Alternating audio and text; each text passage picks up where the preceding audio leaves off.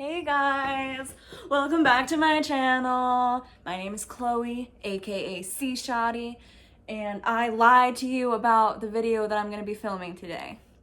So, to all of my 5 subscribers and the 2 people who watched my most recent video, thank you so much. I know I mentioned that I would be filming a video about all the pets, all the animals in my life, but I decided I wanted to film this video first. So I'm actually here at, why am I so out of breath? Oh, give me a minute. I'm actually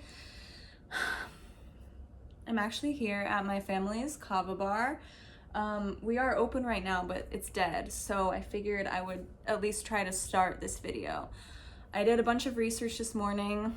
I've actually been up since like 5 a.m. My boyfriend slept over and he's a baker, so he left for work. Not that you care. Anyway, I want to talk all about Kratom. Hold on a sec. Okay, I'm back. Just had to get my tea. This is Kratom, by the way. You can pronounce it Kratom, Kratom, Kratom. Probably not Kratom, but yeah. It's like, you know, tomato. So first things first, I just want to talk about the basic science behind Kratom, why it's so controversial, and my personal experience with it. So at the beginning, the scientific name for Kratom is Mitrogena speciosa. I don't know if I'm pronouncing that correctly. I've been trying to say that word for over 2 years now, and I have no idea how it's actually said, so don't quote me on that pronunciation, but that's its scientific name. It's a tropical evergreen tree native to Southeast Asia, and it's in the same family as the coffee plant. Some people might say they were cousins. Now, Kratom has been used medicinally for hundreds of years to treat symptoms like cough, diarrhea, depression, mood booster, energy booster, maybe more, chronic pain, absolutely. But it's extremely controversial. So much so that the DEA is always trying to make it illegal. They've been trying to make Kratom a Schedule I substance for years and years, but the consumers usually push back, and we've signed a bunch of petitions to ask the DEA to reconsider. So in 2019, the FDA stated that there's no evidence that Kratom is safe or effective for treating any condition. And a Schedule I drug is defined as drugs with no currently accepted medical use and high potential for abuse. So just to put things into perspective, marijuana is also a Schedule I drug, but as we know, it's been proven to be medically beneficial for a lot of different things. And now I believe it's medicinally legal in 33 states and recreationally in 11. I'm not sure if that's up-to-date information, but I think it's at least 33 and 11 respectively. So currently Kratom is legal. There are several states that it's illegal. Those include Alabama, Arkansas, Indiana, Vermont, and Wisconsin. And then there are several different local ordinances that ban Kratom, such as in San Diego. Thankfully, I live in a state where Kratom is legal. Obviously, we serve it at our kava bar.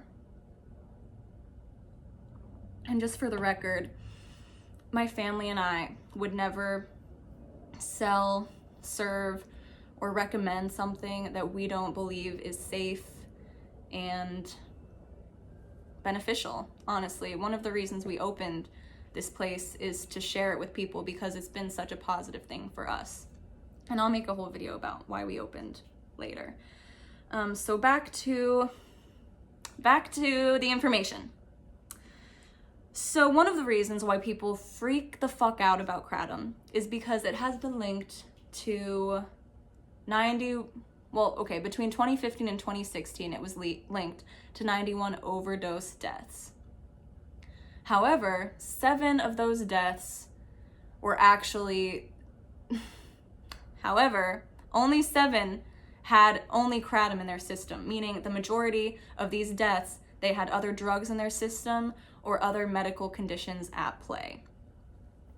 And in these 7 cases, they're still kind of sketchy. For example, I believe one of them was a suicide.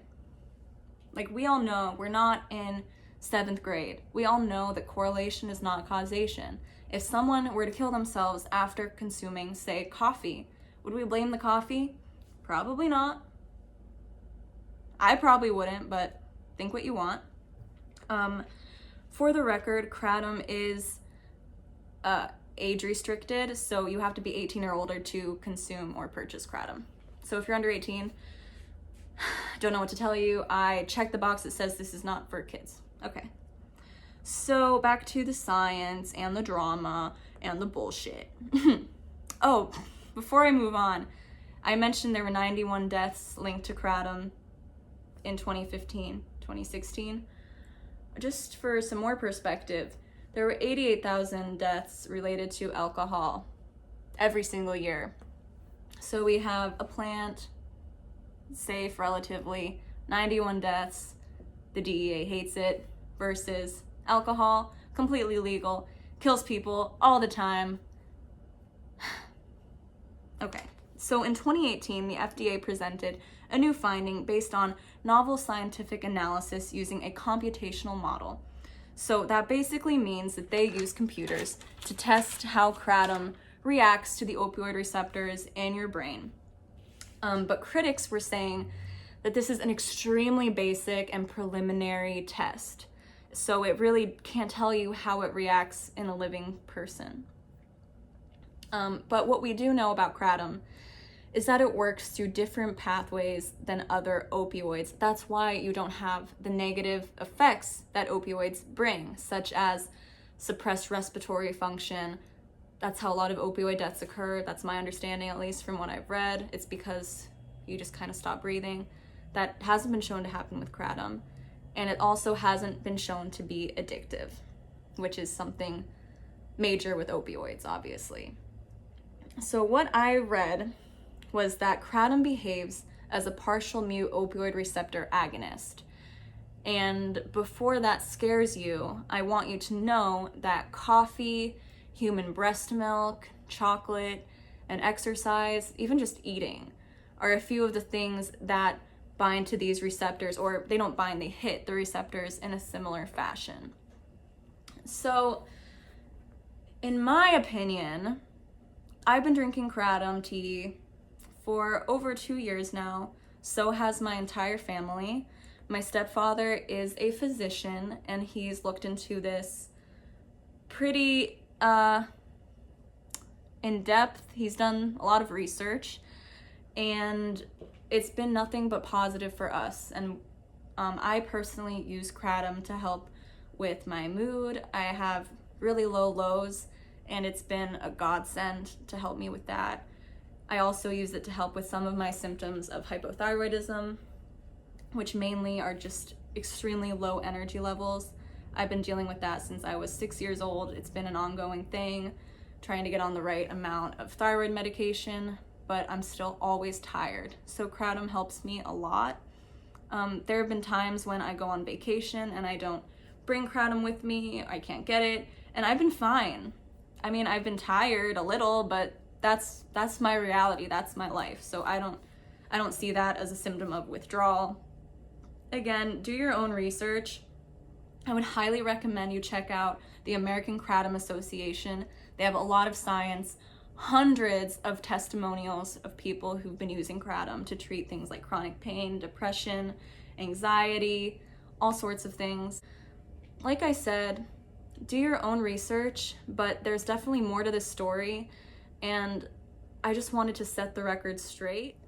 And what it all comes down to is there has not been enough studies to prove if Kratom is good, bad, harmless, addictive, whatever. There's not enough scientific evidence. So before we go as far as banning something or making it a Schedule I substance, I think it's kind of important to do your due diligence and at least do some more tests on it and figure out why it's helping so many people, because there's got to be something to it. So anyway, thank you so much for watching my video. I hope you enjoyed it. I hope you learned something. I'm gonna make another video like this about kava. Kava's a little less controversial, but whatever. It's not mainstream, so like things that are mainstream are usually controversial. Anyway, I hope you have an awesome day. I will make the video about my pets. I want to get Oliver groomed first. He's disgusting. Thank you so much. Subscribe, like, follow, whatever you do, do it. Thank you. Bye.